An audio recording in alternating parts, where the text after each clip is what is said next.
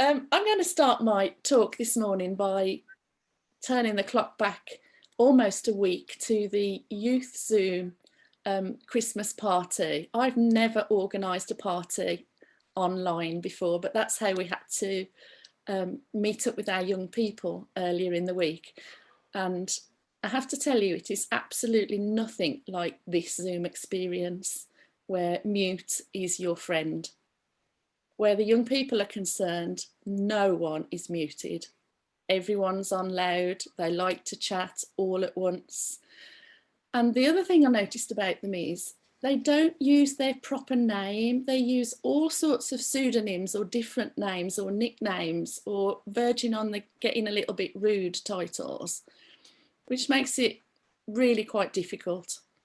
Anyway, we played this game where I gave the children a category and then they typed their answer into the chat. So, for example, characters from the Nativity.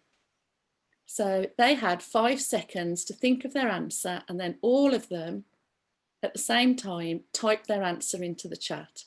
And then the winning answer is the character that most people identified with. So, of course, there's a whole range. And on this occasion, it included Moses, which is a bit random. It also included the Gruffalo. So you can see that it gets really a bit silly. But anyway, we had lots of fun. And any ideas which character came out on top? It was, in fact, the shepherds. Now, when I was young, small at school, I always wanted to be chosen to play a shepherd in the Nativity, but it never happened. And I was usually relegated to the type of roles like a rock, or I was told just to stand there and be a palm tree. I have no idea why I never got chosen for an important role like a shepherd. Most of us, we're pretty comfortable with the Nativity, the Christmas story, aren't we? Maybe we're so familiar that it's become part fable and part legend in our minds. Sometimes we sentimentalise it so much that we skip over it. We become focused on counting down the remaining shopping days, stressing about all the things that there are to do, that we totally forget the birth of Jesus and the Son of God who brought great joy. And it was those shepherds who received the news about the gift that still goes on today. And because of what they did with this gift, we too can sing Joy to the World. And as I read and planned for today, I've become really quite fascinated that God chose to send the birth announcement of his son to the shepherds. And the Bible doesn't tell us very much about who they were. There were no adjectives used to describe them. It simply said, and there were shepherds living out in the field nearby. Throughout the history of Israel, shepherding was a noble profession.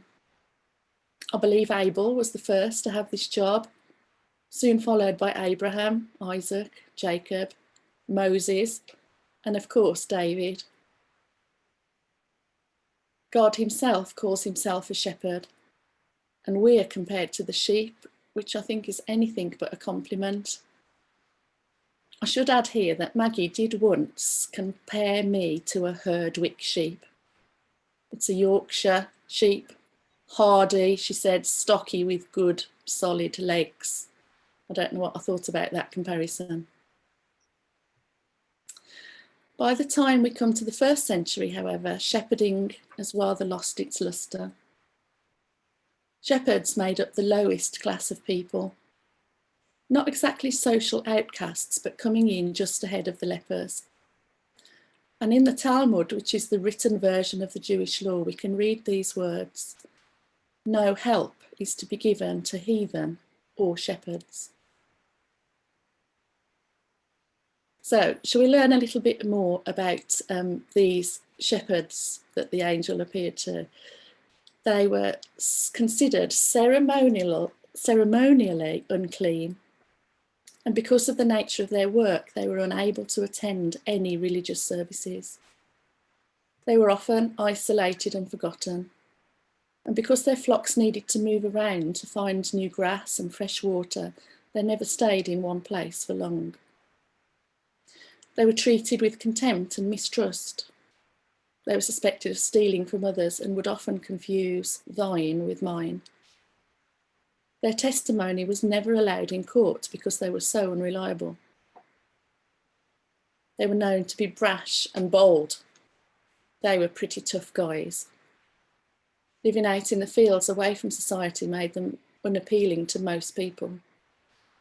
Many of them had foul mouths and were ready to fight at the drop of a hat. Imagine, if you will, that when royal babies born in our lifetime, Prince George, Prince Charlotte and little Louis, that instead of all the media attention and birth announcements to presidents and heads of state, the news of their birth was delivered only to dock workers unloading cargo in the middle of the night. God entrusted the greatest message ever sent from heaven to a bunch of stinking shepherds.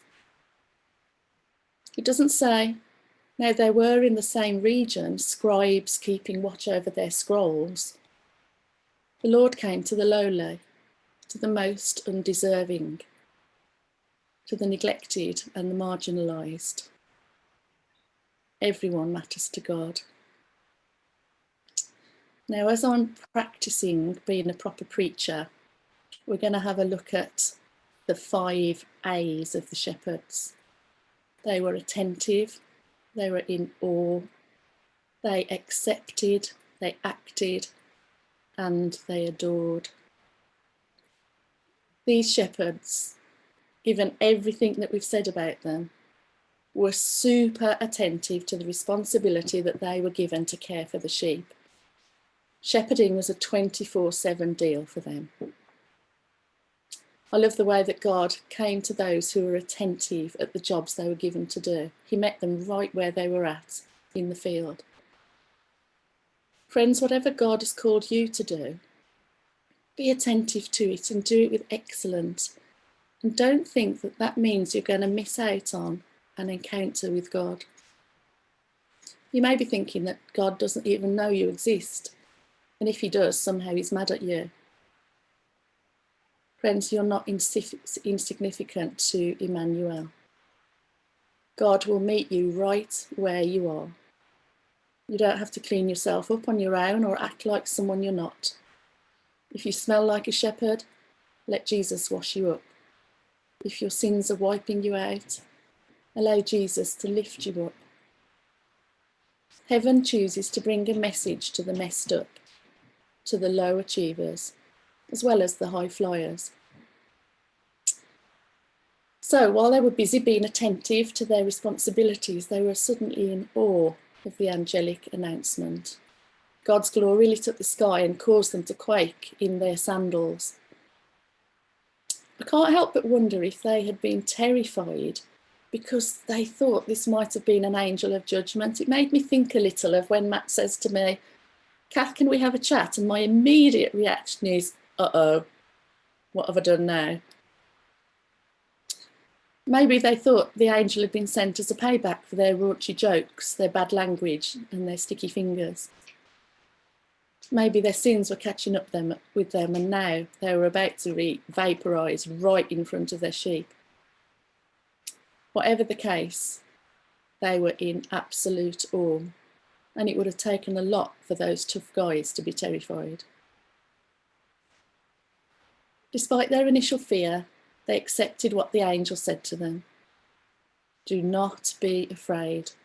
I bring you good news of great joy that will be for all the people. This was some moment, a message for the whole world, but it is also deeply, deeply personal for you. These shepherds, they didn't just accept and enjoy the message they received, they acted on it. They hurried off to Bethlehem. They didn't normally hurry. It's very slow moving with flocks of sheep. But they hurried. They wanted to see the baby with their own eyes. But they didn't, however, pull up a bale of hay and make themselves comfortable. They didn't hang around the stable because they now knew that they were the managers of the message. And so they set off to spread the word. Notice that the message they shared had nothing to do with seeing the most amazing angels. And there's no reference to Mary's magnificence or Joseph's job. They came very simply to see Jesus. What's really cool is the shepherds went back to their same boring jobs, but they were changed on the inside. They returned to where they started and were attentive again. They didn't write a book or go on a speaking tour or launch a ministry called A Shepherd's Story. After Christmas, friends, we're all going to have to go back to the same, and for some of us, boring routine. But now we can do it with rejoicing. Luke 2 verse 20 said, "The shepherds returned, glorifying and praising God for all the things they had heard and seen." They didn't just wonder about what they saw, they began to worship him. And every single one of us is here today because those shepherds didn't keep quiet about the gift of joy to the world. For many of us, it's very easy to blur the line between joy and happiness. Happiness is very much dependent upon circumstance. And there are lots of things that make us happy, aren't there? Family gatherings, when we're allowed to have them. Birthdays. 2 of our children had a birthday on Christmas Eve, and it was a really happy day.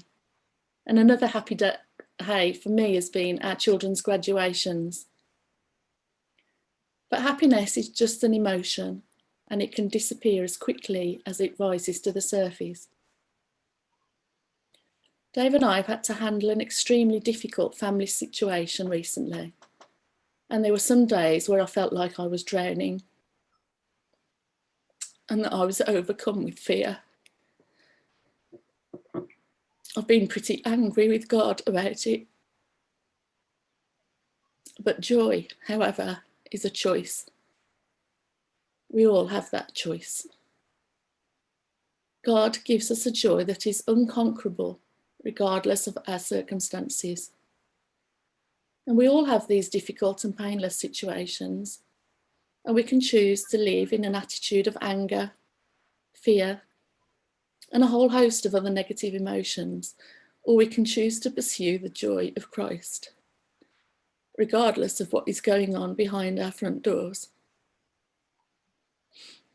God used my own recent difficult situation to teach me a few things that I needed to trust when I wanted to doubt. You know, as Jesus followers, we aren't pressured to do it all for everyone. And there was very little I could do in my particular situation. I had to trust God, trust Jesus with the heavy lifting.